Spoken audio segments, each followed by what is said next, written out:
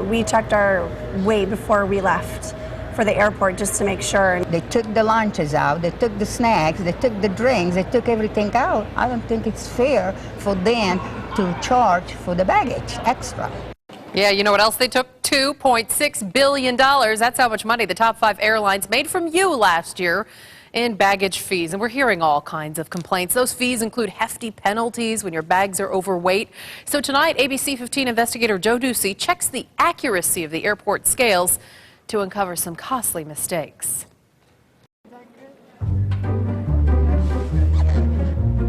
You've seen it. Too many shoes. Maybe you've done it. Too many toiletries. The airport luggage shuffle. My suitcase was overweight. Shifting belongings from one suitcase to another. I just take stuff out and put it in my bag. To avoid an overweight fee. It was 5.5 pounds over. But wait.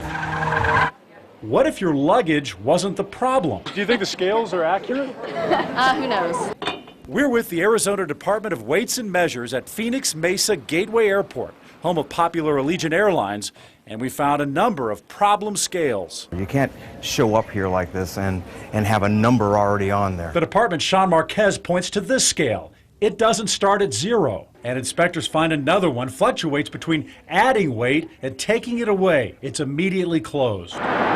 The cost of a pound here or there has never been higher. Most airlines charge $50 for bags over 50 pounds. But Delta now charges $90 each. And United charges a whopping $100 per overweight bag. Kyla and Caleb don't want to pay it. The suitcase weighs 15 pounds itself. After moving clothes back and forth, they grow concerned about the scale, saying they got 2 different weights. It said 50 when I first put it on, and now it's 47. Similar passenger concerns brought inspectors to Sky Harbor last year and in 2008.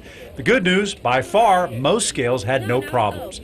But records show 30 scales had issues. US Air, Alaska, Southwest, Delta, Continental, JetBlue, and United all had scales that didn't zero, either adding or subtracting weight. And 3 scales at Northwest, now Delta, were found to be detrimental to the passenger. They take a lot of abuse. Out of the 5 scales checked at Phoenix Mesa Gateway Airport, 4 were ticketed for not being accurate. 2 were closed. Inspectors found when weight was put to the side on one of these scales, it was off by a full 1/3. There's a maintenance issue. The scales may be old. Airport workers called in maintenance people before we left. So don't just blindly trust airport scales. Make sure it shows 0 before the luggage goes on. If your bag is overweight, ask for it to be weighed again on a different scale. And make sure your carry-on has room to move belongings just in case. We also checked airport scale inspections at a couple of popular out-of-state locations. For those results, go to abc15.com/consumer alerts. I'm investigator Joe Ducey, ABC 15 News.